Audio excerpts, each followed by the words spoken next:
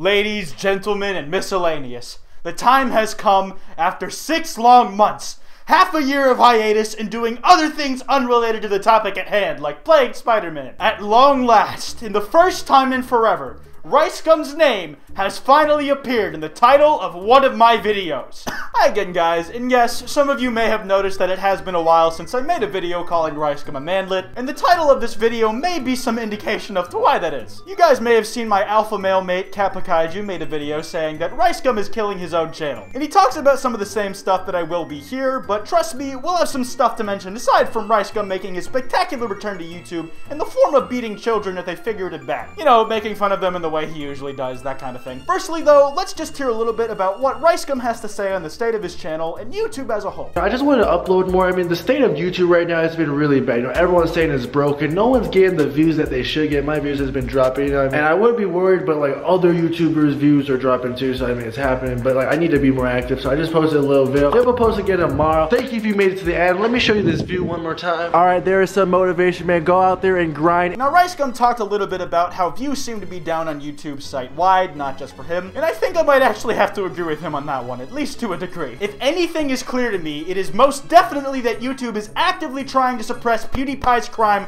against me in search. But that shit doesn't have anything to do with this. RiceGum says that views are down on his channel as well, and that he just wants to upload more. So I was sure to take the Social Blade for an idea of just what's happening inside the mind of RiceGum, Shane Dawson style. One look at the results for RiceGum in that search bar, and things are not looking pretty. As you might be able to tell, RiceGum saying his views were down is an absolute understatement. Because as we can see right here, not a single person has watched a single RiceGum video in the last 30 days. Which I didn't even know was physically possible for his channel. This is totally not because of a common glitch on Social Blade's website where the views for the last 30 days don't show up, or because when I was trying to get a screenshot of said glitch to make this joke with, it fixed itself and I was forced to inspect element as 0 in its place. No, it was nothing like that. And even if it was that, I wouldn't need to inspect element the amount of subscribers RiceGum is getting. Because he's gotten less than 10,000 new ones in the last 30 days. His channel is KIA. We need a medic ASAP. Or maybe someone could just switch to a support character for once, or alternatively, if that game reference isn't topical enough for you, you can give RiceGum a chug jug, you stingy pricks. There is an unhealthy amount of red in those daily sub counts, Mr. RiceGum. You need to up the amount of calcium you're intaking, man. Even on the days where he gets positive sub growth, the hour-by-hour count is a constant war of losing 100 subscribers an hour versus gaining 100 subscribers an hour. Now, of course, subscriber gains are pretty much always tied to view gains, and as we can see, on the days that RiceGum uploaded, he got some subscribers on those same days. But RiceGum's been dragging his feet nowadays. My guy's gotta start hustling harder before his feet are completely gone, and the only thing left on the bottom of his legs where they used to be are bloody, bony nubs. Like, RiceGum has taken several multiple week breaks from uploading, and in the meantime, his channel just fucking dies, like a fish does if you look away for it for a few seconds too long. But what I think is the real nail in the coffin for RiceGum being irrelevant is the distinct lack of RiceGum having anything to do with, well, almost anything big that's happened in this year, really. As he's confessed himself, he said he wouldn't be surprised if we'd forgotten about him entirely. Hello everybody, how you guys doing, man? I'm RiceGum. You guys probably forgot about me because I haven't posted in like a month. I don't know, man, I kind of lost track of time. I'm sorry everyone, I'm pretty sure all you guys hate me. I hope I can make it up to you guys. You know, I'm here, you know, I'm making a video. To put this in perspective of how much RiceGum has fallen off in terms of mainstream YouTube drama, whatever the fuck, in the last 3 months or so, fucking Leafy Is Here's name and face have been in more drama alert titles and thumbnails than RiceGum. No matter where he is, that little fucker Leafy always finds some way to have his moment in the limelight. This year was that interview he gave to Keemstar, the year before that it was his dick getting leaked, and all the way back in 2016 it was the entire year, up until like December where he physically died. Now you could say that I'm in no position to be talking because I'm even more irrelevant than RiceGum is now, and to that I have to say you are very much correct. I really have no defense here. I am also irrelevant, but that's not the point, so fuck off! But anyways, if we take it back to when KSI and Logan Paul were gonna have an intense game of box, paper, scissors, RiceGum really wanted to get in on that, and his bit at doing so was challenging iDubbbz. You really do, and the only person I could really think of, and I don't hate him, you know what I mean, at all, but I mean, he did drop like a 30-minute vid on me and just has a lot to say about me, and I feel like it would be really, really interesting if me and iDubbbz were to box. I think it would be interesting. It was a challenge that ended up being fruitless, but it was a challenge that was in fact issued regardless. This is indeed the case. The biggest thing he did with boxing after that was fucking Rodushaw making a diss track on RiceGum because it really wanted to punch him, but RiceGum wouldn't accept his challenge, and he was on the same team as him for the Sidemen charity match. So to get around this, he conscripted Will and E to just break his fucking shins during said charity match. Well, Lenny, I have a proposition for you, which I feel you can't refuse. Me and Ricegum have some beef, and as you know, the Sidemen charity match is coming up soon, and I would like someone to snap his legs. However, I can't, as I'm playing on this team, that's why I've come to you. Mr. Ennie, the choice is yours.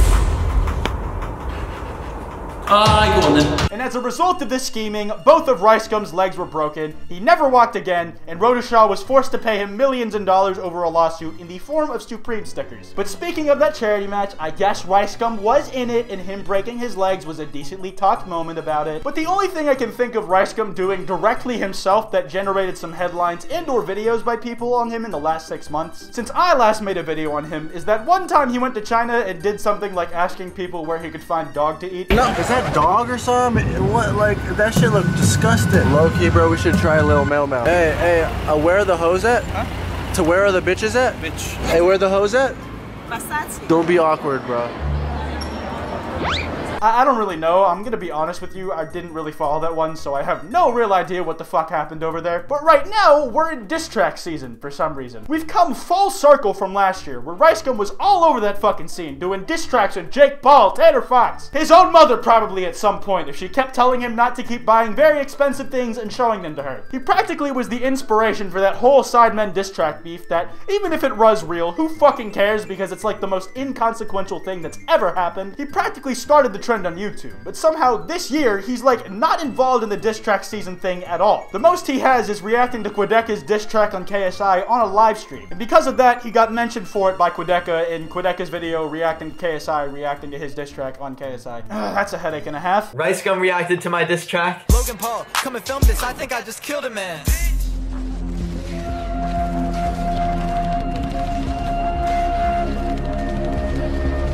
Keep watching. I'm not gonna keep watching. I don't care. I know this fool is gonna fucking make something about me watching him. Like, bro.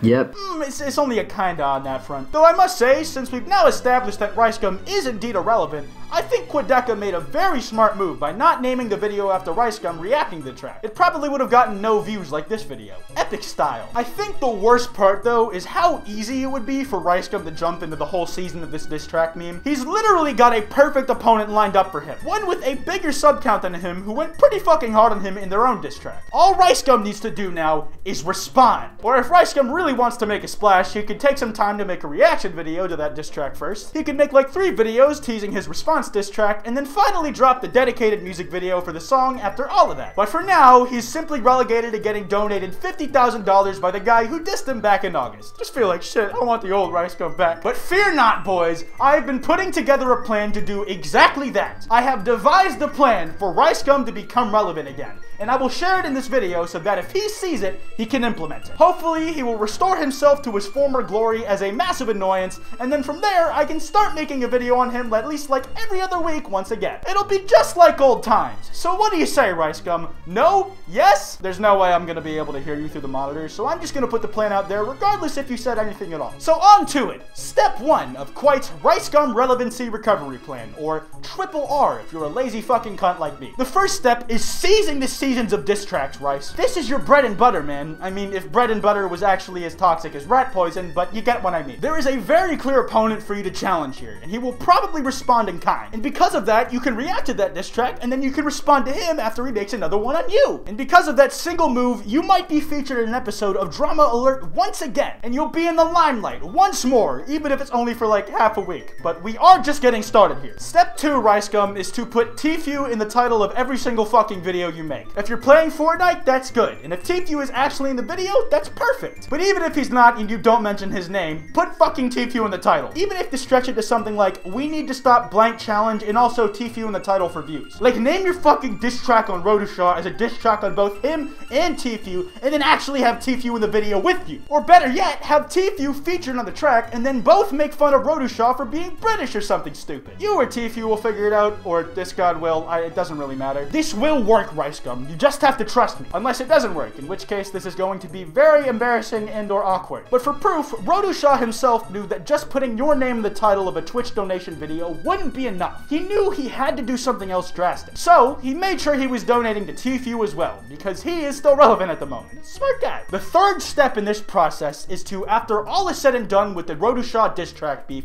find some fucking way to box him on the undercard of the KSI versus Logan Paul rematch. And then make another diss track on him to release like a week before the fight, epic style. And if none of that works, just get a fucking content cop made on you again. I don't know, man. I just want to be able to put your name in the title for views. But yeah, all things said and done, RiceGum has fallen far from his former glory. And I'm not gonna lie, I'm not incredibly sympathetic, but I don't want to see his career die or anything. More or less like Kappa said in his video, I just hope he learned something from it. But I am sad to see my views go down, because YouTube numbers are the only thing I'm able to find satisfaction and validation in anymore. Anyways, I'm gonna wrap this video up here. If you guys enjoyed, be sure to drop a like, and if you're new, subscribe. If you go to QuiteShop.com, you can buy my merch. There's a link to that in the description below. I have a podcast with Wild Spartans and FPS Diesel called Loudmouse. We upload 2 new episodes every week, and we're up on iTunes, SoundCloud, and YouTube. If you want to support the channel a little more directly, you can do so by clicking that join button next to the subscribe button, and donating $5 a month to get things like custom badges and custom emotes. It's totally optional, but it helps out the channel, and it is much appreciated. You can follow me on Twitter at Quite and on Instagram at Quite.png. Links to both of those in the description below. And lastly, I also have a Discord server. Link to that in the description as well if you're interested. Anyways, this has been Quite, and I will see you guys next time.